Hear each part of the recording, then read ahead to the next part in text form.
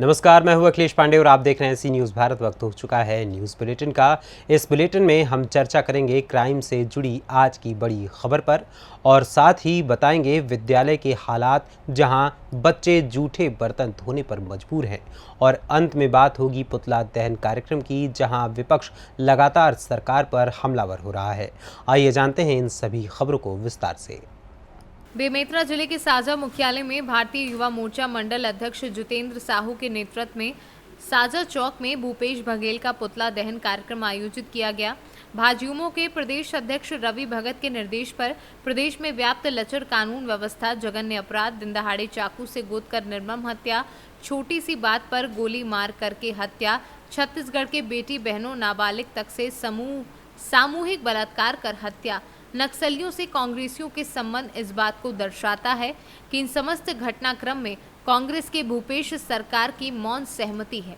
4 वर्षों के इस सरकार में प्रदेश की जनता अपराध, अपराधियों और अपराध को संरक्षण देने वाली इस भूपेश बघेल की सरकार से त्रस्त है। अभी लगातार छत्तीसगढ़ सरकार में जो कांग्रेस की सरकार है, भूपेश बघेल जी मुख्यमंत्री आज छत्तीसगढ़ के हैं, उनके होने के बावजूद आज कानून व्यवस्था पूरे छत्तीसगढ़ में चरमरा गई है। आज चरम सीमा में आज कानून व्यवस्था है और चाकूबाजी और गोली सरेआम सड़क में आज युवक चला रहे हैं और इसके ऊपर कोई कार्रवाई नहीं हो रही है। इस बात को लेकर और जगह जगह जुआ सट्टा हर गली गली में पुलिस वालों के सहयोग से आज चलाया जा रहा है। ये इस बात को हमें समझ नहीं आता कि इस बात का आदेश कौन देता है। ऊपर के मंत्री देते हैं कि ऊपर के मुख्यमंत्री देते हैं। इसी बात को लेकर युवा मोर्चा सड़क पर उतर के भूपेश बघेल जी का पुतला दहन किया। बेमेतरा से सीनू संवाददाता संजू जैन की रिपोर्ट। प्रयागराज के मांडा में टेलीकॉम व मेडिकल शॉप में घुसकर उसके मालिक को तमंचा सटाकर वारदात को अंजाम देते हुए 2.5 लाख रुपए लूट ले गए। बदमाश कौन है, कहां से आए हैं, अभी पुलिस को क्लू नहीं मिल सका है। फिलहाल अभी बदमाश पुलिस के हत्थे नहीं चढ़े हैं। बता दें कि मांडा क्षेत्र के बराकला ग्राम पंचायत के मुरलीपुर कस्बे में मेडिकल व टेलीकॉम की दुकान से नकाबपोश बदमाशों ने संचालक की कनपट्टी पर तमंचा सटाकर मारपीट की। इसके बाद 2.5 लाख रुपए लूट लिए। इसके बाद फायरिंग करते हुए फरार हो गए। इससे इलाके में सनसनी फैल गई। सूचना पर पहुंची पुलिस ने जांच पड़ताल शुरू कर दी है। बदमाशों को गिरफ्तार करने के लिए पुलिस ने क्षेत्र में कॉम्बिंग की, लेकिन वे पकड़ में नहीं आए हैं। पीड़ित से पूछताछ पुलिस ने की। फिलहाल पुलिस लुटेरों की तलाश सीसीटीवी फुटेज के आधार पर कर रही है, लेकिन वे अभी गिरफ्तार नहीं हो सके हैं। प्रयागराज से सीनू संवाददाता मंगला प्रसाद पटेल की रिपोर्ट। रायबरेली में अपनी मांगों को लेकर राज्य ग्रामीण आजीविका मिशन के कर्मचारी 1 महीने से ज्यादा समय बीत जाने के बाद भी अपनी मांगों को लेकर धरने पर बैठे, लेकिन उनसे मिलने के लिए अब तक कोई भी जिम्मेदार अधिकारी धरना स्थल पर नहीं पहुंचा। वार्षिक वेतन वृद्धि, लंबित देय भुगतों के भुगतान, जीवन बीमा, मेडिकल बीमा और ईपीएफ जैसी सुविधाओं को पुनः बहाल करने की मांग के साथ आउटसोर्सिंग कर्मचारी अनिश्चितकालीन धरना करके सरकार पर दबाव बनाना चाह रहे हैं, लेकिन अभी तक शासन या प्रशासन से उन्हें कोई आश्वासन नहीं मिला है। किन मांगों को लेकर आप लोग धरना दे रहे हैं? नमस्कार, मेरा नाम ऋतिका सिन्हा है। मैं ब्लॉक मिशन प्रबंधक हूँ हरचंदपुर में और हम लोग यहाँ 33 दिन से बैठे हुए हैं। राष्ट्रीय ग्रामीण आजीविका मिशन के अंतर्गत हमारी 9 सूत्री मांगे हैं, जिसमें सबसे महत्वपूर्ण मांगे सभी महत्वपूर्ण हैं, लेकिन इसमें से मेन मांगों के बारे में आपको बताना चाहती हूँ, जिसमें हमारा सैलरी इंक्रीमेंट, हमारी ट्रांसफ़र पॉलिसी, हमारी इंश्योरेंस पॉलिसी, सारी चीज़ें इंक्लूडेड हैं और अभी तक किसी भी अधिकारी के द्वारा संज्ञान नहीं लिया जा रहा है। हम लोग लगातार यहाँ सुबह 10 बजे से शाम 5:30 बजे तक बैठते हैं, ना ही कोई अधिकारी आता है, ना ही कोई पूछता है और हम लोगों को 2 महीने का अभी तक मानदेय भी नहीं मिला है और जितने दिन हम लोग ने ब्लॉक पे काम किया है उतने दिन की हमको सैलरी लेने के लिए बाध्य किया जा रहा है। तो इसके लिए मैं सरकार से अनुरोध करूँगी कि इसके बारे में कुछ गहन चिंतन किया जाए। रायबरेली से कैमरा पर्सन नीरज कुमार के साथ इंद्रेश कुमार की रिपोर्ट। सहरसा जिले के सौर बाजार प्रखंड क्षेत्र के नादो पंचायत स्थित प्राथमिक विद्यालय खैरा प्रांगण में ग्रामीण विकास सह तकनीकी शिक्षण संस्थान के द्वारा आयोजित 30 दिवसीय सामुदायिक स्वास्थ्य साक्षरता जागरूकता सह प्राथमिक उपचार प्रशिक्षण अभियान संपन्न हुआ।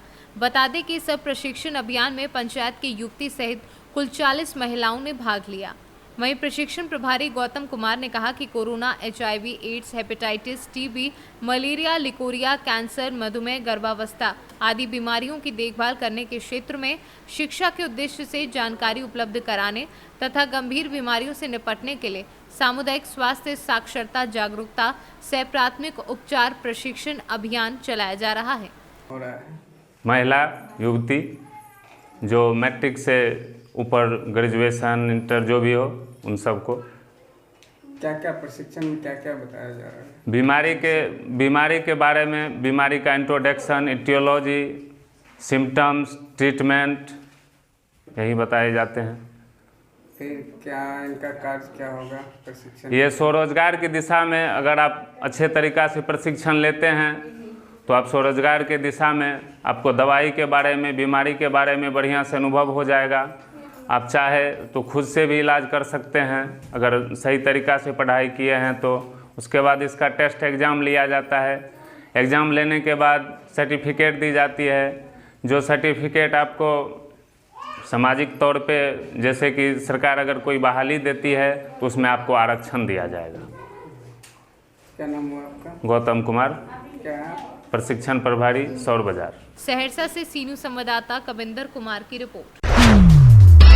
एक तरफ सरकार बच्चों को अच्छी शिक्षा एवं मध्याह्न भोजन देने के लिए करोड़ों अरबों रुपए खर्च कर रही है ताकि हर बच्चे को अच्छी शिक्षा मिले और अच्छा भोजन मिले, लेकिन समूह संचालक एवं जिला प्रशासन की लापरवाही से बच्चों को झूठी थालियां धोना पड़ रहा है। बता दें कि जिले के हाई स्कूल रोहाल में समूह संचालक की तानाशाही इतनी बढ़ गई है कि लंच में जिन छोटे बच्चों को भोजन देता है उन्हीं विद्यालय के छोटे बच्चों से भोजन करने के बाद झूठी थालियों को धुलवाता है और बच्चों को मजदूरी में झूठी थालियों को धोना पड़ता है। दोस्तों, आप देख रहे हैं सी न्यूज भारत में, आपके साथ मनोज जायसवाल। आज हम बात करते हैं मुद्दे की। एक तरफ शिवराज माँ बच्चियों और भांजियों को लेकर तरह तरह की योजना लाते हैं, लेकिन वही सिंगरौली जिले में प्रशासन के नाक के नीचे ये आपको बताएं कि हाई स्कूल रोहाल की सवाल यहाँ पे खड़ी हो रही है, जहाँ पे बच्चे थाली अपना खुद धुलते हैं और इनसे थाली धुलवाया जाता है। तमाम मुद्दों पे मैं बात कर रहा हूँ। यहाँ के कुछ बच्चे, इनसे भी पहले जानूंगा कि इनकी समस्या क्या है। जो छोटे छोटे नन्हे बच्चे हैं और एक तरफ मामा के भांजी कहलाते हैं, लेकिन मामा के भांजी खुद थाली धुलने में मजबूर है। ऐसा क्यों है, ये सब जानकारी बच्चों से मैं लेता हूँ। बताओ बेटा, क्या नाम है आपका? चंद्रावती। चंद्रावती। चंद्रावती, कौन सी क्लास में पढ़ती हैं आप? तीसरी में पढ़ती हैं। यस। खाना बनता है यहाँ? यस। क्या क्या बनता है बेटा? दाल भात सब्जी। दाल भात सब्जी। खीर पूड़ी कभी बनता है? नहीं बनता है। तो आप खाना खा के फिर थाली आप धुलती हैं, कोई और धुलता है? हम आज नहीं खाना खाए। आप नहीं खाई आज? जब खाती हैं तब थाली कौन धुलता है? हम। आप धुलती हैं? ओहो, ये धुलती हैं।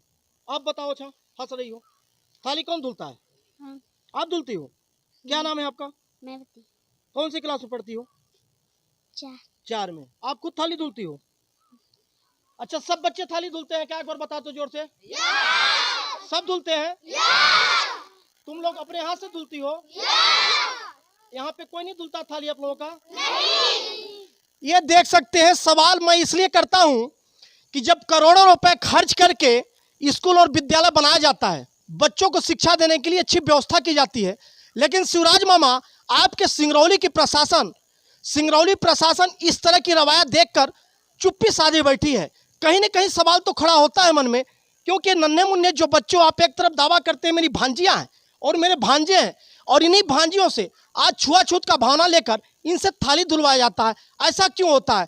फिर आपके कथनी और करनी में बड़ा फर्क है। एक तरफ शिवराज सरकार मामा, आप जिस तरह शिक्षा की व्यवस्था करते हैं, लेकिन दूसरी तरफ शिक्षा की व्यवस्था 10 से बदतर होती नजर आ रही है। सिंगरौली से सीनू संवाददाता मनोज जायसवाल की रिपोर्ट। सर्दियों के मौसम की शुरुआत हो चुकी है। जोड़ों में दर्द, जकड़न और खिंचाव की शिकायत निरंतर बनी रहती है। इससे बचाव के लिए कुछ जरूरी टिप्स और उपचार जरूरी है। ये जानकारी सेल्बी हॉस्पिटल के वरिष्ठ हड्डी रोग विशेषज्ञ डॉक्टर धीरज दुबे ने सिनर्जी हॉस्पिटल में आयोजित ओपीडी के दौरान कही। उनका कहना था कि घुटनों के खराब होने पर आधुनिक तकनीक के जरिए सर्जरी कर दर्द से निजात पाई जा सकती है। मरीज दूसरे दिन से ही चलना फिरना प्रारंभ कर देता है। अब घुटनों में दर्द सहना नहीं है, सर्जरी कराकर अपने नियमित कार्य को बरकरार रखें। डॉक्टर धीरज दुबे ने आधुनिक तकनीकी से उपचार की कई महत्वपूर्ण जानकारियों से अवगत कराया। इस दौरान फिजियोथेरेपिस्ट डॉक्टर ललित तोमर और सचिन मौजूद रहे। देखिए, ऑपरेशन के बाद आपकी जो समस्या है वो सब बिल्कुल सॉल्व हो जाती है, वो समस्या नहीं आती। हाँ, अगर मौसम जब भी चेंज होता है तो उसके साथ उनमें जकड़न या सूजन कई बार बढ़ सकती है, तो उनके लिए सिंपल एक्सरसाइजेस करनी है और कुछ मेडिसिन आपको लेनी है डॉक्टर से सलाह करके, तो उससे आप ठीक हो जाते हैं। ऑपरेशन के लिए क्या क्या, जैसे दिखाने के बाद ऑपरेशन किस प्रकार से होगा, क्या तकनीकी है? देखिए, ऑपरेशन नॉर्मली क्या होता है कि जब घुटनों में दर्द होता है, जोड़ों में दर्द होता है, तो लोगों को स्टेज 4 में मैं ऑपरेशन एडवाइस करता हूँ। और ऑपरेशन में सबसे बड़ा डर यही होता है कि हम ऑपरेशन के बाद बेड पे ना रह जाए, हम चल पाएंगे नहीं चल पाएंगे, हमें बहुत दिन तक रेस्ट करना पड़ेगा। तो मैं आपको ये फैक्ट बता दूं कि ऐसा आजकल बिल्कुल नहीं है। ज़ीरो टेक्निक, बहुत एडवांस टेक्निक से हम ऑपरेट करते हैं, और उस ऑपरेशन में ऑपरेशन के बाद सेम डे से या नेक्स्ट डे से पेशेंट खुद ही वॉकर से चल के वॉशरूम जाता है। अपने रूटीन काम खुद ही हम नेक्स्ट डे से शुरू करा देते हैं। यानी शुरू में 4-5 दिन जब वो मेरे पास रहते हैं तो उन 4-5 दिनों में चलना फिरना, सीढ़ी चढ़ना उतरना सारा काम करा के पेशेंट को भेजा जाता है। विके सक्सेना है। पैरों की परेशानी के लिए मैं डॉक्टर धीरज दुबे जी से संपर्क में आया। इन्होंने जो है मेरे को सजेस्ट किया और मेरे को ऑपरेट किया। उनका हॉस्पिटल जयपुर में है, वहीं मेरा ऑपरेशन हुआ। वास्तव में वो हॉस्पिटल क्या पूरा ऐसा बढ़िया रिजॉर्ट है कि आपको ये लगता ही नहीं है कि आप कहीं यहाँ इलाज कराने हैं। 3 दिन में छुट्टी दे दी, उसके बाद मेरे को वहीं चला दिया, सीढ़ियाँ चढ़ा दिया। आगरा से सी न्यूज़ संवाददाता अनुज उपाध्याय की रिपोर्ट। बुलंदशहर कोतवाली नगर क्षेत्र के गांव चांदपुर वासियों ने बताया कि प्रजापति समाज की सार्वजनिक चौपाल पर जबरन कब्जा किया जा रहा है। जानकारी में मालूम चला है कि प्रजापति समाज की एक चौपाल है। यहाँ के लोग अपने परिवार के सामाजिक कार्य इसी चौपाल के सहारे करते हैं।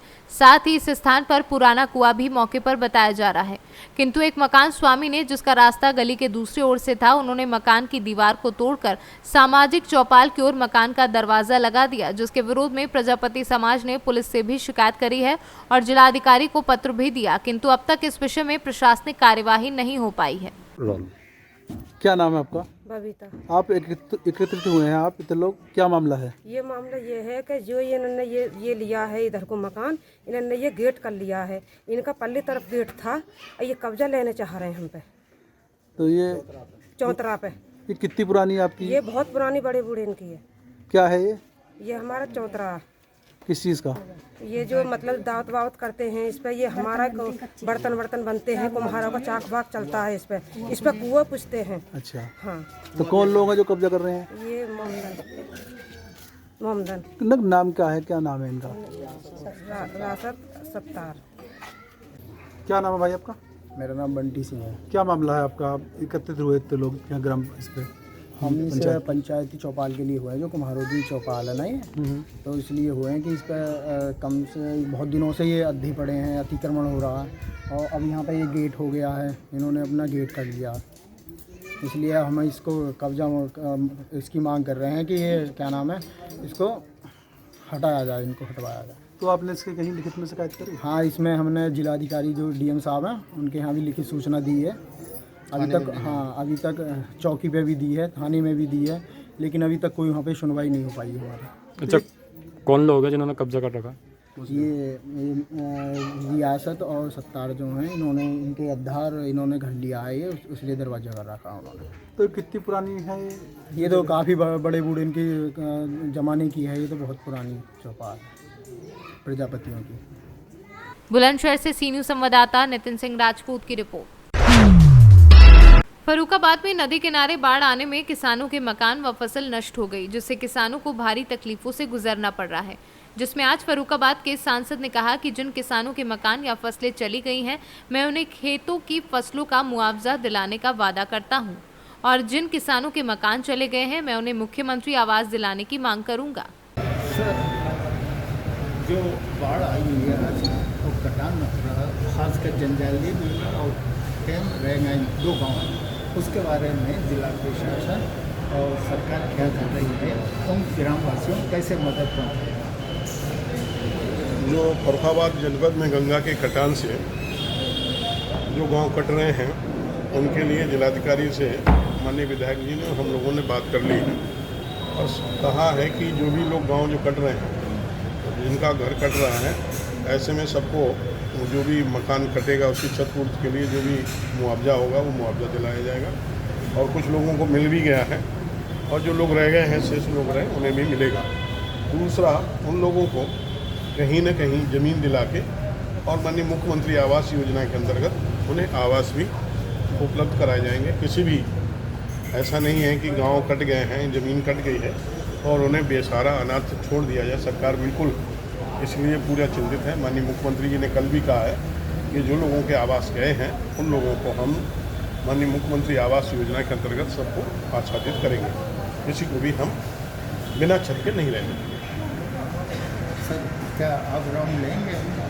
मैं और माननीय विधायक जी हो आए हैं, और फिर भी आवश्यकता पड़ेगी कि किसी तरह से कोई शिकायत आएगी तो मैं फिर जाऊंगा, क्योंकि जहाँ पर मकान कट रहे हैं इसके लिए अब वो बाढ़ में हैं, गंगा जी हैं, इस समय तो कोई वैसा तो सिंचाई विभाग से कोई काम तो किया नहीं जा सकता। आगे अगली बार बाढ़ से ज़्यादा नुकसान ना हो, इसके लिए हम लोग फिर प्रयास करेंगे, नई योजना बनवाएंगे और जिसे आगे भविष्य में कटाएंगे। फर्रुखाबाद से सीनू संवाददाता आर्यन राजपूत की रिपोर्ट।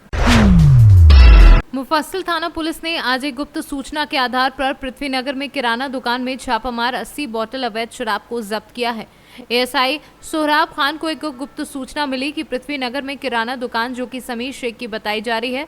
सोहराब खान के नेतृत्व में मुफस्सिल थाना पुलिस ने किराना दुकान समीर शेख की दुकान पर आज छापा मारकर 80 बोतल अवैध शराब की बोतल जब्त की है। साथ ही दुकानदार को गिरफ्तार कर लिया है और अग्रिम कार्यवाही के लिए उत्पाद विभाग पाकुड़ को सूचित किया है। सूचना मिला था कि कोई किसी कोयला माफिया द्वारा ट्रैक्टर में लोड करके विक्रमपुर होते हुए बंगाल ले जा रहा है। इस सूचना को हम लोग गश्ती दल को भेजे। गश्ती दल द्वारा रात में करीब 2 बजे ट्रैक्टर को जब्त किया है। ट्रैक्टर चालक भाग गया। ट्रैक्टर को हम लोग थाना में जब्त कर लगाएं। अग्रिम कार्रवाई की जा रही है। सर ने प्रत्येक दिन मोटरसाइकिल साइकिल जब्त कर थाना ला रहे हैं और उस पर कार्रवाई कर रहे हैं। अपना क्षेत्र में किसी भी सूरत में अवैध कोयला का भंडारण या परिवहन नहीं करने दिया गया। मिला कि किसी किराना दुकान में, पृथ्वीनगर का किराना दुकान में कोई अवैध रूप से शराब बेच रहा है। तो छापामारी किया। छापामारी करने के दौरान करीब 200 बोतल देसी विदेशी शराब बरामद किया गया। इस संबंध में हम लोग कार्रवाई कर रहे हैं। जल्द गिरफ्तारी हुई, दुकान का मालिक है, उसकी गिरफ्तारी हुई है, उसे पूछताछ किया जा रहा है। झारखंड से सीनू संवाददाता धीरेन्द्र साहा की रिपोर्ट। राजस्थान विद्युत कर्मचारी संघ के प्रदेश नेतृत्व के आह्वान पर संपूर्ण राजस्थान में विद्युत कर्मचारियों ने उग्र प्रदर्शन करते हुए संघ के प्रदेश संगठन मंत्री विक्रम सिंह शक्तावत और जिला संयोजक गिरीश चंद तिवारी के नेतृत्व में झालावाड़ विद्युत विभाग के अधीक्षण अभियंता एसके अग्रवाल को ऊर्जा सचिव के नाम पुरानी पेंशन स्कीम जीपीएस लागू करने, दीपावली पूर्व बोनस भुगतान दिलवाने, तकनीकी कर्मचारियों के पद नाम परिवर्तन सहित 27 सूत्री मांगों को लेकर सैकड़ों कर्मचारियों व अभियंताओं ने ज्ञापन सौंपा। राजस्थान से सीनू संवाददाता भगवान सिंह राजावत की रिपोर्ट।